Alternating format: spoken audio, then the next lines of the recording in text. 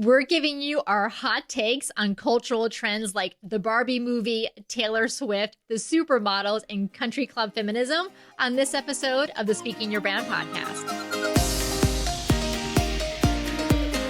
More and more women are making an impact by starting businesses, running for office, and speaking up for what matters.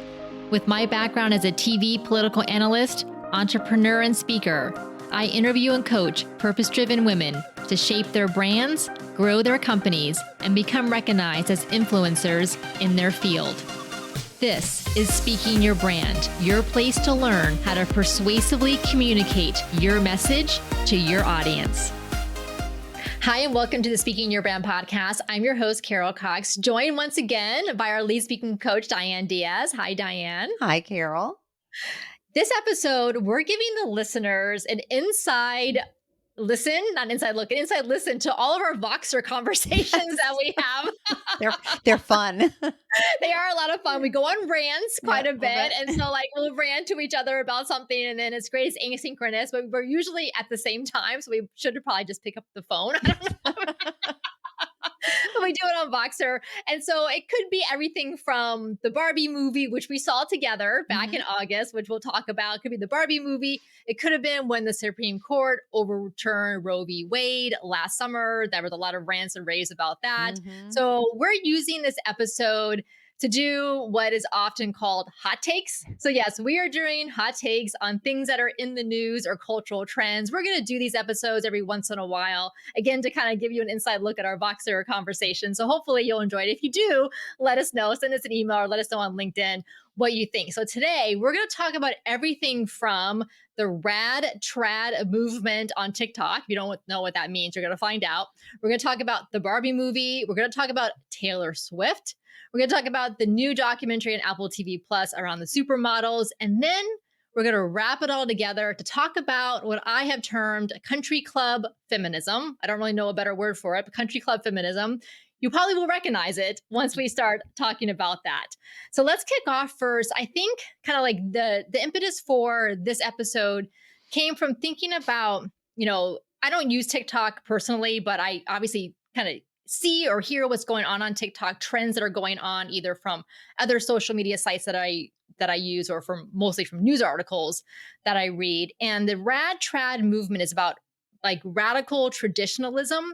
And there's a lot of young women on TikTok who are espousing the benefits of being a traditional housewife, a la the 1950s, Leave It to Beaver, traditional housewife. And yes, they make it seem really appealing, like everything is nice and perfect and shiny, and there's no problems in this world, and they feel well taken care of. Now, of course, as a child of the 1970s and 80s, Gen X, I know that certainly is not the case, because what they tend to forget is that women in the 1950s had zero economic independence for the most part. They couldn't get mortgages in their own name. They couldn't get credit cards in their own name. Usually they were paid much, much less than men in comparable roles, even less so than they are today. So, I feel like there's so much backlash to the rights and the visibility and the gains that women have experienced over the past generation or so. And where, this backlash has always happened. But it saddens me to see it happen with Gen Z, with these younger women. I agree with that. And I did not know this term rad trad until you brought it up, Carol, because I also am not on TikTok. But I think it's upsetting because to see a group latch onto something as desirable when they themselves don't know the true ins and outs of how it was, and to make it appear that it is so desirable now when it was such a struggle for the women that had to live it. I know my mom did not have access to a bank account or mortgage or any financial freedom whatsoever. And it just feels really kind of disturbing to me to see. It's sort of like whitewashing the concept and making it feel like it's such a wonderful thing when in fact it was a huge struggle. So to see people latch onto that, it's upsetting. And it's upsetting, but it's also understandable. And then Of here's course. why. Because if we think about what feminism is and what feminists have been striving for decades now, the very simplest definition is feminism is about equal rights for men and women, and now, of course, expanded to equal rights for all genders. So, what does equal rights mean? Well, I would include on that reproductive rights, so Mhm, bodily autonomy, which the mhm. Supreme Court, of course, and now many state legislatures, including where we live in Florida, sadly, have been taking those rights away from women more and more extreme. Also, economic independence, being able to support ourselves on our own and having access to all the same financial instruments and financial means that men have. Obviously, legal rights, making sure that we can't be discriminated against because of our gender, as well as obviously race, ethnicity, sexual orientation, and all the other protected classes. But really, and I know we talk about this quite a lot, feminism, Diane, feminism being about your choice. So, like, my mom chose to be a stay-at-home mom. That's what she wanted to do when she had me in the 1970s, and then my sister, and then my brother a little bit after that. That was her choice. Whereas for me, I wanted to have a career. Mhm. As a high school student, I couldn't wait to go to college, go to graduate school, get into my career. I loved, ideas and thinking about, working in academia or having my own business. And so for me, that was the path that I wanted to go down.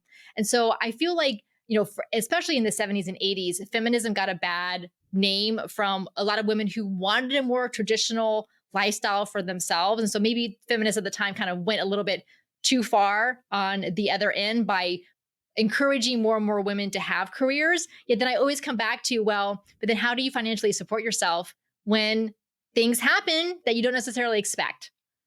Yes, yes, and I think I love the definition of feminism as being about choice because yes, if you want to be a stay-at-home mom or a housewife or however you want to term it, that is your choice. If you want to be a career person, that is your choice, right? If you want to go just travel around Europe, that's also your choice. So like the idea that women have choice. And so to me, or all genders have choice. So to me, feminism is that. And then, like you said, like the upsetting part is that it is not presented in the rad trad movement. It's not really presenting maybe the real picture of what it really is. And but again, it's social media. So, that's what happens there. So Right, because they're forgetting that yeah. in order for those things to work out the way that they want, we have to have a really strong social support Yes. system, and we know that here in the United States, we just do not have Right. that. We don't have mandatory maternity leave Mm-mm. for women who have babies, and I just recently listened to a podcast, and they cited the statistic that in the US, 25% of women workers have to go back to work 2 weeks after they give birth. They're only given 2 weeks of leave. I don't even know if that's paid or not. It depends on the company. Mhm. 2 weeks. I mean, can you imagine, first, as the woman who just had a baby, her body is still recovering Oh, from yeah. that, but then Mhm. also the bonding time with the baby. Mhm. I mean, 2 weeks is like a blink of an eye, much Mhm. less a month or anything longer. So we clearly don't have the social support system around Mm. maternity leave or paternity leave. Just in the past week or so, the child care subsidies that were put in place during the pandemic have ended. So now, I've seen articles where it said that it could be over half of childcare centers, daycare centers, may have to close because they're just not going to have the funds. And Mm. obviously, parents don't have as Mhm. much money as it really costs to put a child into daycare like that. And so then we know the burden primarily falls on women, Yes. women who are working because number one, they want to support the household, but also a lot of women enjoy working, Mhm. enjoy having that outlet as well. And now again, the burden's being put back on them because sadly there are too many people who don't want to support and subsidize things like childcare, which benefits everyone, whether you have children or not. Absolutely. I don't have children, and I'm fully in support of the childcare subsidy because it is about the entire community, not just one individual, right? Exactly. Just like I don't have children either, but I gladly pay Of my course. property taxes to Yes. support good schools because I want good schools because guess what? I want healthy adults who are good Exactly. citizens because that benefits every single Of person. course. This is why we're progressives, That's Diane. right. No surprise to the listeners, And right? this is why our Voxer conversation. So there you go. Yes, exactly. All right. So this is kind of like what set this off. And then of course when the Barbie movie came out this summer, we were so excited to go see it. So we went in August to the movie theater with another friend of ours and I remember just sitting in the theater and like my mouth was agape for like so much of it because if you've seen it, you know what I mean. If you haven't seen it, go see it because it is so smartly done. Greta Mhm. Gerwig was the director and also co-wrote the screenplay with her partner. And then, of course, Margot Robbie, who stars in it, who had like the idea for it originally, and she was shopping, looking for directors for a while. But then, like the sets and the colors and the songs and the acting, I mean, it's just like a visual feast for the eyes. But then, of course, the message. Yes. Yes. Seeing that movie, I don't know if did you ever go to FAO Schwartz here, the toy store? Yes, Yes. And they had a whole Barbie section.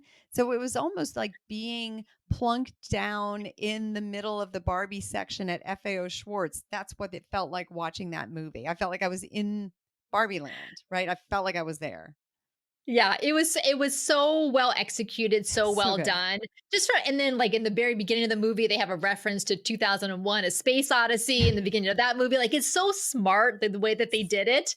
And it keeps the pace, but it's also very much done as a satire Mhm. or as a parody. And this is where I applaud Mattel, the toy company, for being willing to do this because it definitely criticizes Mattel in so many ways. And but Mattel basically was like, okay, if we're going to do the Barbie movie, we know audiences are smart. We know that they understand what's been going on and all the complications that Barbie has had since the 1950s when it came, into being as a toy. So if Mattel hadn't been willing to do that in the movie, I really think they would have faced huge criticism and the movie would not have done anywhere near as well as it did. I agree with that, and I think it's very the way they handled the movie is very to me very indicative of how the company has handled Barbie and her whole appeal or lack thereof for some people and criticisms that they faced with Barbie, in her story and how Barbie, I'm talking about her like she's a real person, but how Barbie has progressed through the years based on feedback. I feel like they really, yeah, I'm not saying they're perfect, but I feel like they do listen to what's out sort of in the ether about women and women's rights and look at Barbie and all that she has done, right? And so I think they've responded well as a company in that regard. And so to see them handle the movie in this way actually is no surprise because it makes sense. And they do need to, as a company marketing these dolls, they need to appeal to the next up and coming generations of girls who are going to buy these dolls and their moms who are going to buy them for them, who are going to be becoming more progressive and looking at things in a more socially conscious way. They have to respond to that. So I think it's a good move for them from that standpoint as well as to respond to what's happening in the social sort of zeitgeist. That's true because I know that parents starting probably in like the 90s and 2000s didn't want to be buying Barbie Nope. dolls for their own children because they had a complicated Yes. relationship with it and thinking about it. Obviously because of Barbie's, well, not even perfect figure, like impossible Right, figure, right. the way that she is shaped. But here's what's so fascinating about it is that when the toy was put into the market in the 1950s, the only dolls kids had at the time were baby dolls. Right. Right. So the message that little girl, and let's say, face it, it was girls, little girls who were getting these dolls. The little girls got with the baby dolls was, guess what? We're teaching you how to fit your gender role by learning how to take care of baby dolls. Yes. And so then when Barbie was introduced as an adult figure who had her own life, had her own agency, had her own career, Had a Ken figure. right, had a figure, had like high heel shoes, right, and clothes and hair to brush. And Ken was there, but he was not the center of her world. And this is, I think, where so much of the backlash came from the Barbie movie this summer was that it showed that for women that men don't have to be the center of our worlds, that we Like we have agency and we can Mhm. choose what Mhm. we want to do and the life that we want to live. Mhm. I love that. I love that. And it is almost like that the Bechdel test, where it's like it's almost like Barbie was the early version of the Bechdel test where she just was herself and then Ken, for lack of a better word, was an accessory, right? That you could purchase. But it's a good point because it was just a different offering and a different option for girls at that time. So, okay, baby dolls, you're going to be a mom. Here comes Barbie. Now you're going to be a career woman. You get to choose what you want to be. Exactly. And here's one of the things I think about the Barbie movie also that kind of ruffled some people's feathers. And I think and the movie did address this, is that the first, let's say, third of the movie, it's Barbie's world, Barbie Mhm. land. It is very much her world. She and all the other, and there's mostly all women, and the Kens are there. Mhm. And they rule the roost. They're all the Supreme Court justices, they're the president, they do everything. I know, it's like Well, as RGB would say, when there are nine. exactly when there are nine. And so then and the Kens are there kind of as a second thought. And so like Mhm. there was, Ken wants to have like, go out on a date with Barbie, and Barbie's like, "Oh, well, but it's girls, party time tonight, Right. we're not having the." And then Barbie's like, "Oh, but every night is like that." And you do understand, like, okay, Ken's feeling left out. Like, right? Like Yes. maybe, and this is where the satire comes in. This is why the movie's a parody. Mhm. It's not prescriptive. Like No. it's not telling us this is how society Right. should be. Because then it comes back, obviously, they go into the real world. Ken figures out what patriarchy is, which is hilarious. Yes. And then comes back and wants to institute patriarchy back Yes. into Barbie land. And you see the roles flipped. And I think that's why the movie is so genius, because it Mhm. elucidates these tensions and Mhm. understanding that we don't want one extreme or the other. Right.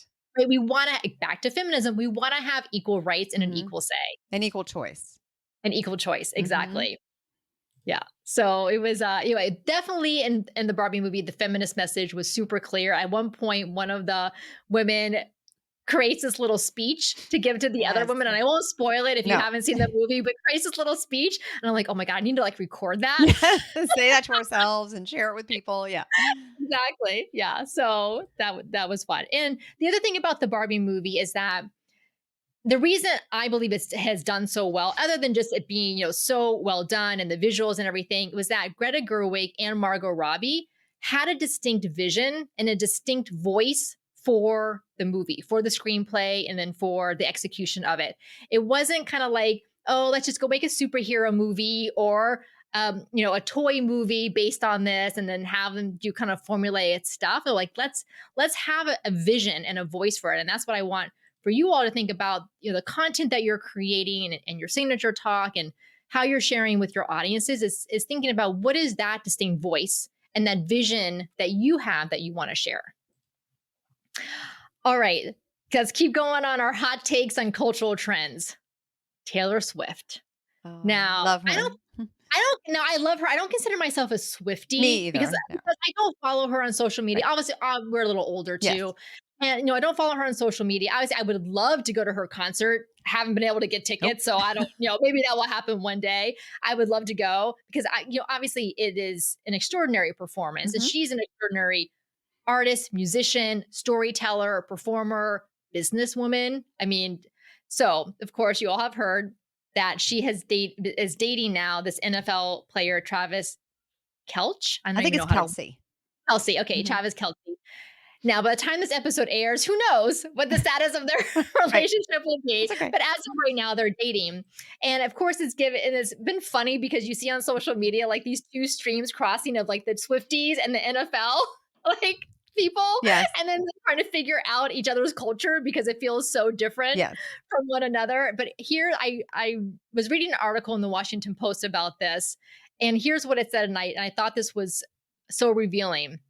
And I'll quote from the article. It says, because there's been a backlash about Taylor Swift and whether she's going to mess up his game. Is he going to get distracted from dating her and, all this kind of BS. So here's what the article said. The Taylor Swift backlash is a heightened illustration of the tightrope many famous women find themselves walking. She should be beautiful, but not know it, have a lovely voice, but not a loud opinion. Her feelings, if she has them, should be kept to herself or left to the masses to speculate over and imbue with meaning. She might be a worldwide influencer, but once she is in a relationship, it is she who should be influenced. Do you know what that reminds me of? Sort of Adam and Eve in the garden. She has the apple. She tempts him. It's all her fault, right? If anything goes awry. I mean, it's always sort of positioned that way. Oh my God, Diane, this is like 2,000 years old. Can't These get rid of it. tightrope. Can't get rid of Wow. it. Oh my goodness. But it just shows, I mean, again, Taylor Swift, top of her game, Yep. right? An amazing career, all these albums she's creating, this concert tour that she is on, and still she gets the criticism and backlash. And this is why I always say, and I tell myself this, and we tell our clients this, and we talk about this on the podcast. So many women who have a public voice, whether it's in that magnitude of Taylor Swift or Beyonce, or in the micro example of just being in your local community or industry and talking about topics, there is a chance of getting backlash and criticism. But guess what? It doesn't really matter who you think you are or how you have to be. It will happen because that's what the system does Yes. in order to kind of like make sure that it stays intact. Yep. It's to put it in check. Like, just remember your place. Exactly. So that's our hot take on Taylor Swift and the NFL. Yes. We'll see what happens after that. I wish her all the best. Yes, me too. All right. So let's talk about the next kind of thing that's happening right now, which is on Apple TV Plus. There's a new 4-part documentary series called The Supermodels. And it's about the 4 women who kind of coined this term supermodels back in the 1980s and 1990s: Cindy Crawford, Linda Evangelista, Naomi Campbell, and Christy Turlington.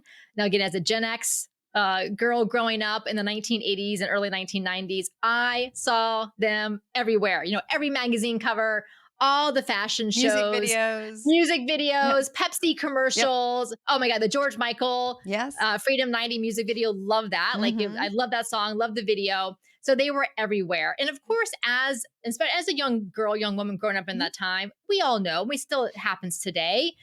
The message that we get from society, I'm not saying from the supermodels, but from society as a whole, from marketing and advertising and beauty and fashion, is of course capitalism, this idea of perfection, right? Buy this product or buy these clothes and you too can look like them, have their skin, have their figure, what have you. And so we know that it's an impossible ideal because they're genetically blessed. Of course, yes.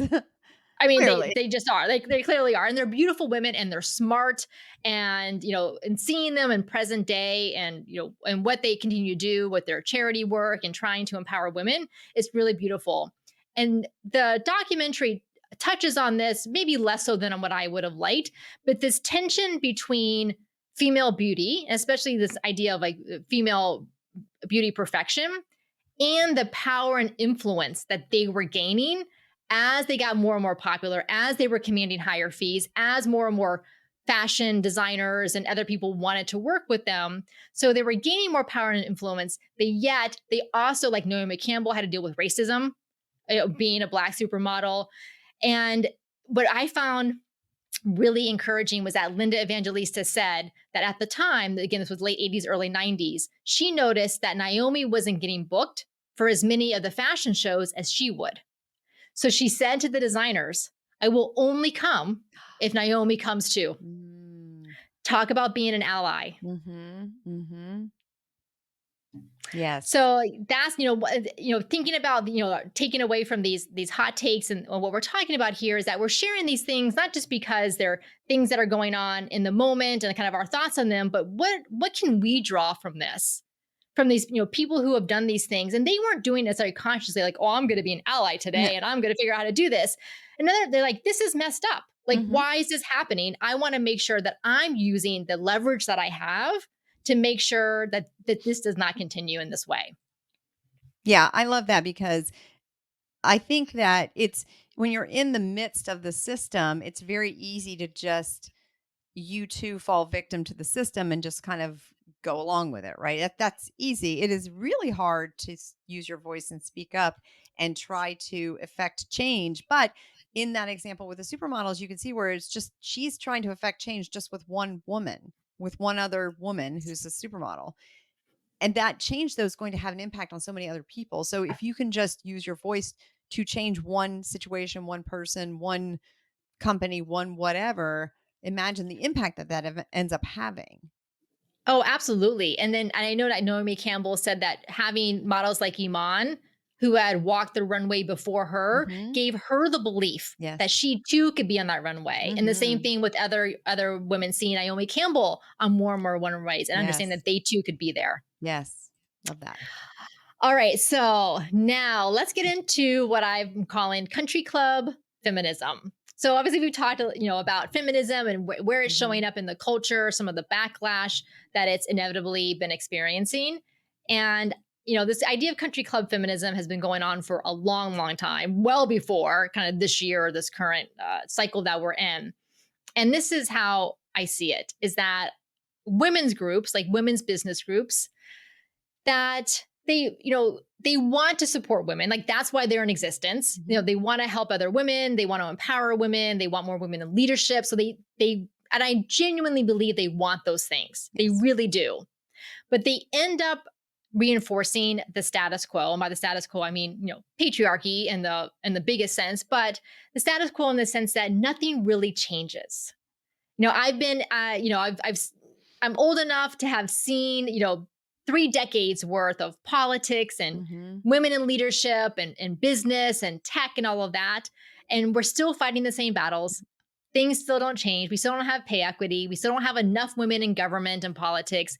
We still don't have enough women in board seats or in prominent Mhm. positions. And I feel like a lot of it is because, these women's groups and the women who do achieve a lot of status, they and again, because but they want to, but they end up reinforcing the status quo. So I'm thinking back to meetings and events that I attended a long, long time ago, and there was one in particular, Diane, that we were at together, Yep.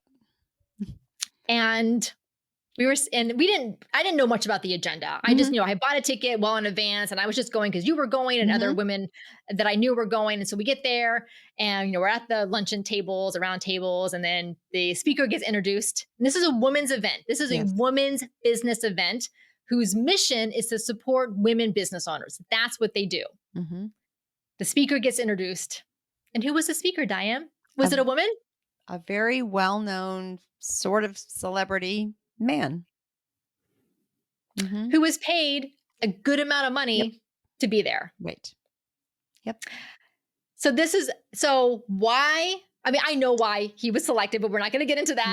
Nope. There's like other reasons Yeah. that were self-serving Yeah. on the part of the person involved. But really, like, think about the message that is sending to the women in attendance at that event, that there is not a woman speaker that they could have found, which clearly there was, who could come and share a message to that audience that would, Mhm. instead of reinforcing the status quo, would challenge it and give women the inspiration and the motivation to Mhm. do bigger things for themselves. Mhm. Yes, that was probably one of the most disappointing events I've attended ever because I was very taken aback by it. I kind of shocked and then kind of upset. Yeah. So if you're involved in a women's group, or you please make sure that you have women speakers at your events. Yeah. Obviously, if if we want male allies, we Of want course. men to see women in positions of authority, in positions of influence, absolutely. But we also know if you're keynoting a women's event, I really believe it should be a woman who's on that stage. 100%. I mean, if you're having an event for that's focused on people with disabilities, your speaker should be someone with disability. If you're having an event for black women, your speaker should probably be a black woman, right? So we need representation and we need to set the tone for what the message is. Yes, and you can still have a panel discussion, Of that course. has more people on it. But as far as like your headliners, for Yes. example, if I was asked to keynote a headline, an event that was primarily geared towards Black women or women of color, I would, obviously have a conversation with them, like, okay, what are you looking for and all that. I said, is there an opportunity instead to have me serve as part of a panel discussion Right. with some other women and have your headliner be someone who is more reflective of the group? Because I just feel like that's a better experience for the audience. Absolutely. Absolutely. Because it is about having an event is telling a story, right? And so the story should be authentic, and that doesn't feel authentic, right? When there's that disconnect. And I would feel really awkward. Yes, of course. But you know that dude who got paid wherever he Oh, got he felt paid? fine. Oh, he felt he was loving it. He was loving it. I'm sure he felt fine about that. All right. So yeah. So make sure that we're headlining diverse women at these events. But the other thing that I often see is events and conferences where it's the same women over and over again who are always celebrated, who are always given the awards, who are always given the nominations. And I see this across the board, like Yep. different industries, different geographic locations, different types of events. And I Mhm. understand, I think there's a couple of reasons for this. Number one is that it just feels easy. Like, Mhm. oh, these are the women who come top of mind, or maybe they're women I already know. So I'm just going to pick them. Also, I know it's a little bit of I'll scratch your back, you Yep. scratch mine, right? There's like this reciprocity with it, which again, I totally understand. But then it leaves no room for up and coming women or for other women who are not part of the quote unquote country club circuit. I think it's also similar to what happens in politics, right? And I think what it does as well is it eliminates potentially different and good ideas from bubbling up because you're not getting those different voices, and that's really bad for all of us. Yes, because there's study after study shows that diversity in teams and groups and all types of diversity outperforms I can't even say the word homogeneity. Oh, right. That's a tough word. That's a very tough word. I should outperforms sameness. Sameness. There you go. We'll just change the word. Yeah. All right. Yes. And so again, this idea of, always kind of celebrating the same women or, headlining the same women is that the other thing that I see is not happening is they don't push for those changes that would make a real difference, whether it is pay equity or, if it's in a certain industry or a certain geographic area, how can we support more women and with real wages, or back to our earlier conversation about that social support system. Also about board seats. So seats on Mhm. boards can be very influential. Sometimes they're just about visibility, but it really does expand your network, with people who can make a difference. But again, it's the same people who always get the board seats. And so it's like, if you are ever involved in any of these discussions, try to make sure that some women who maybe are underrepresented or Mhm. don't have those same top of mind opportunities get that opportunity. But also for yourself, put yourself into the Yes. running. Like, Yeah. Diane, you have a whole talk about it's time to brag and nominate yourself for these things too. Yes. Yeah. The talk I gave was about just that. I nominated myself, also a hard word, nominated myself for an award early in my career because my boss would nominate me. But you have to speak up, right? And not only champion yourself and be your own best ally, but try to be an ally for others as well so that we can start getting these better ideas and these new ideas and these different ideas that are they're going to be good for all of us, but we need to support other diverse voices and people to get in those positions. And back to the point about politics too, encouraging more women to run Yes. for office. As they say, women have to be asked multiple times to run. And I don't blame them Yep. because it's a lot of work.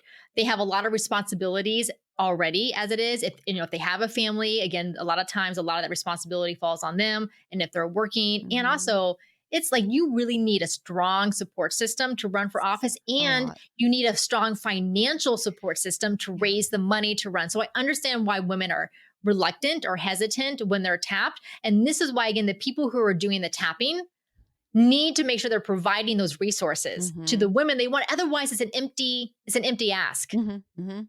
Yes. All right. So here's the thing. The men who are in power like this version of country club feminism. It suits them really well because women kind of stay in their groups and they kind of stay in their lanes and they reinforce the status quo. So, of course, they like it. And, the women who are in these groups who benefit from this version of feminism, quote unquote feminism, they like it because it maintains their status within the group. And, these are hard truths. Like, as white women, we know we benefit a lot from that. And we know that historically, the waves of feminism have benefited white women more than they benefit Black women and women of color. Mhm. And that's one thing that we are very aware of and very intentional about, which is why we talk a lot about diverse women, and we make sure that whether it's on this podcast or with the events that we're participating in, that we want to make sure that there's a lot of representation there. Yes, absolutely. I like that idea that, you know, looking for diverse voices, but making sure that we, that's why it's the status quo, right? Because it just stays that way. And then, yeah, we are in it and we benefit from it. But those of us who recognize that need to be the ones to speak up and need to be the ones to put other people forward and bring other people's voices up into the forefront so that people can hear them. Yeah, so still go attend these women's Yep. groups because you can be that voice and Yes. you can make the suggestions. Hey, how about this person to be our keynote Yes. speaker at our next annual event? Or invite women who traditionally would not have come or would not have been invited to come, Mhm. invite them to go as well, so that that diversity starts to build. And of course, support the groups that are already doing a great job with this, because they need that, that support, whether it's you showing up, you giving them visibility for the events that they're doing, you buying tickets to their events, whatever it Mhm. happens to be. And then finally, as we've been sharing, throughout this entire episode and really this entire podcast and the work that we do, is how important it is to use your voice and to share your story, to share your experiences so that other women know that they're not alone, that they may have similar thoughts and similar experiences to you. Last week, we did an entire episode around storytelling and this idea of authentic storytelling versus contrived storytelling. That's a great episode to go back to if you want to think more about sharing your story. We also Mhm. have a workshop coming up on November 16th. So this is on Zoom. It's a 3-hour long workshop. It gives you the opportunity to work on your key stories for your story bank so that you have your stories ready to go for your presentations and the other content that you put out. And so it's 3 hours where we give you some instruction on how to tell great stories. We give you the story prompts for these different types of stories to put in your story bank. You get time to work on them, and you get an opportunity to practice sharing them and get feedback from us. You can get all the details about that workshop plus the personal branding workshop we're doing on October 26th at speakingyourbrand.com/workshops. That's plural, speakingyourbrand.com/workshops. Diane, thank you so much for bringing our Voxer Yes. conversations to the podcast.